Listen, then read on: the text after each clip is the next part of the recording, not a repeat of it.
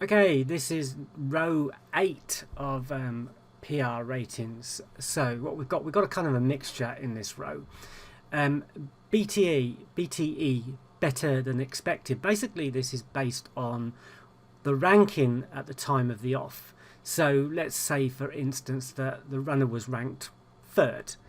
If it came third, then the rank would be exactly as expected, so it would get a 0.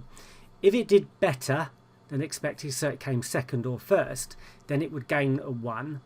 And if it did worse, like come 4th, 5th, 6th, 7th or whatever, then it would get a -1. So basically you build up this picture of how often a runner does better or worse than expected in a race. So it can just gives you some extra information on a horse, obviously.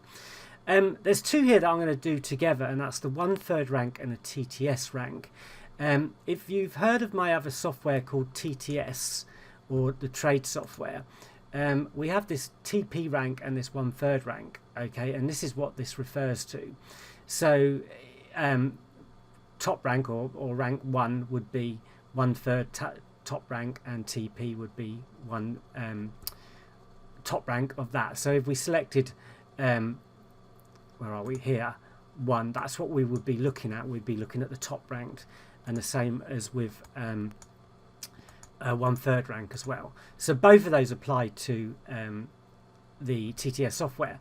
Along with tick average and tick totals, you can see that we've got tick totals here and tick averages. These are the averages that this runner gets per race, based on past history and that kind of thing. So I've added up all the ticks to give you what ticks it's earned, and then the average of those ticks, so you get an idea of how well that runner does within in play in a race. So they're kind of in plays.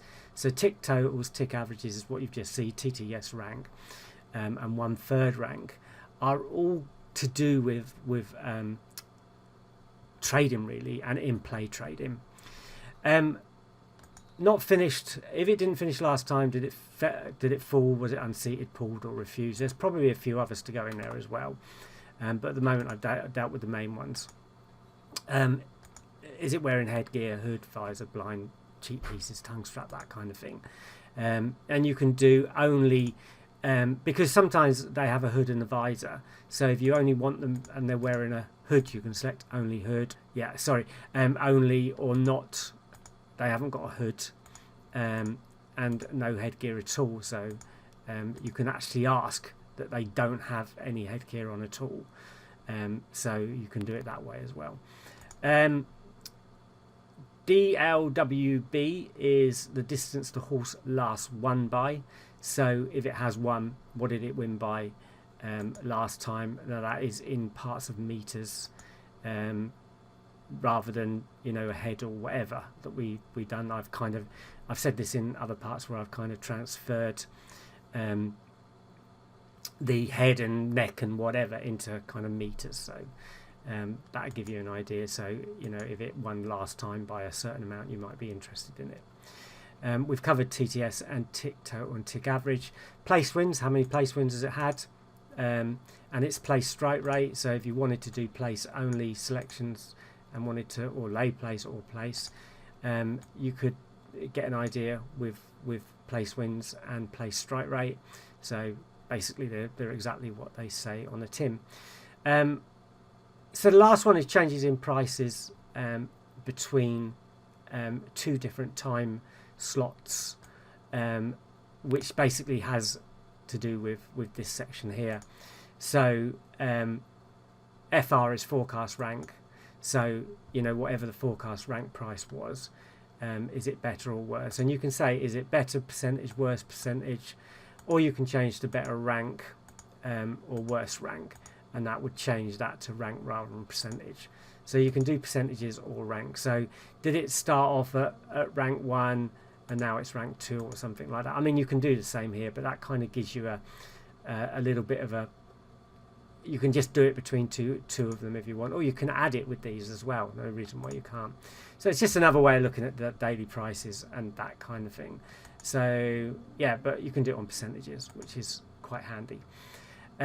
So yeah, you just pick two time slots, and you can do it. So 10 minutes is so if you pick the 5 p.m. and then 10 minutes before the race, that would do most of the evening races, that kind of thing. Or if you chose the 6 a.m. price and 10 minutes before, was it worse by 20%, you might think that's a good lay, or sorry, 12%, but 20% or something like that. You might think that's a good chance of a lay selection. Or is it better? You might see that as a steamer, better by 40% or something. I don't know how many of those you'd get a day, but you could, or 27% or 40% or whatever. You could, see steamers that are coming in or have been coming in since 6 a.m. or 9 a.m. or 11 a.m. or whatever. So it gives you a chance to look at the market in a slightly different way. BSP is obviously no good on the day, but if you want to do results searching, then you can check on BSP or SP and BSP place. But BSP is one most people normally use. So you can select any runner that's coming between 1 and 2 if you like, or whatever you want, you can have a look at. Lay people generally tend to use these, and they say only lay between 2 or 3. Well, we could say only lay between 3 and say 10, and then it'll give you all the results where selections have come in between 3 and 10, and then obviously you use other filters to go on with it. So yeah, that's it. What I think I'll do is, because there's only 2 in row 9 as well at the moment, I'll do those together. So we've got 60 minutes rank. So this is 60 minutes, whereas all the others are kind of a set time, or we've got the 5 and 10 minutes before the off. This one gives us 60 minutes before the off. So basically we're looking at the race an hour before, and what rank it was and what price it was, so you can choose between the 2 of those. So yeah, I mean, basically it's just another way of looking at prices before the off. Okay, pace. I don't know if I've covered that already, but pace is basically a thing that I people come up with their own ideas about pace, but generally what you do is you look at the race and see where the runner ran, normally in the first part of the race, and these are based on the first part of the race. Did the runner go off quickly? Was it in front? Was it a front runner, or was it sort of just behind? So you basically got one as it went off fast and it was a leader. Second, kind of behind the leader, not far behind the front runners, that kind of thing. Then 3, you got mid pack, so basically this runner ran mid pack, and then 4 you got ran at the back, basically started off slow or whatever and ran at the back. So there you're kind of 4 pace ranks. So up the front, just behind the front runners, mid pace or mid pack, and then last. So the idea is to build up a picture, and I'll go back to TTS to give you a little bit more information on that, because basically I've done it here. So we've got pace average. So if you look at 2.33, that pace average probably means that it ran kind of mid to front pack, or most of the time. That's what it seems to be saying. And if you look here, its first race it ran mid, second race it ran just behind front runners, and the third one it did as well. So you can kind of see that basically this is a kind of front to mid pack runner, if you like, and all 3 of these are, which could point to this race being quite a fast run race. Who knows? But basically, if you come to a race and you've got you can get an idea of who might be the front runner in a race, which is quite handy if you're trading, because you might want to see, if you come across a runner that seems to run really quickly or likes to be out in front, and often dobs, or often does well in play as well, you've probably got a good in play trade if you were looking at it. That's not for certain, nothing ever is, but it's kind of thing you're looking for. So in PR ratings, that just allows you to look at runners that have a pace average, and I've split it down even kind of more. So you kind of can say, okay, it's got a really fast pace average or whatever, and then pace rank. So you could say you could look for pace runners that are ranked 1 as far as pace is concerned in a race.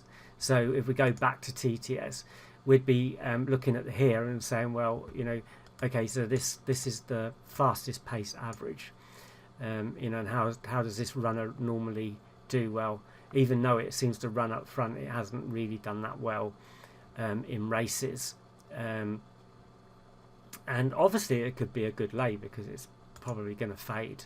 It might well run in the race, but it's probably going to fade as the race goes on, possibly, whereas on other ones you could say, well, like this one here, pace average 1, there's not much pace average here, so it's hard to do it based on that information, but it's run up front the last 2 races, so there's a good chance it might be up there and a good chance to trade in play, and as you can see, it's got 101 ticks, a dot PL 1.85, so it does seem to do well in play a lot of the time, so maybe it might again in this race, who knows. But that's kind of how you're really looking at it, but from a PR ratings point of view, we're just analysing any runner that has a pace average of whatever we want to decide, or a pace rank of whatever we want to decide.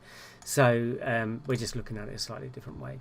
But yeah, so that covers all the filters. So in the next videos, we'll start looking at the quick analyze buttons and the actual columns in PR ratings, and there are lots of them, as you can see, so it should be quite interesting.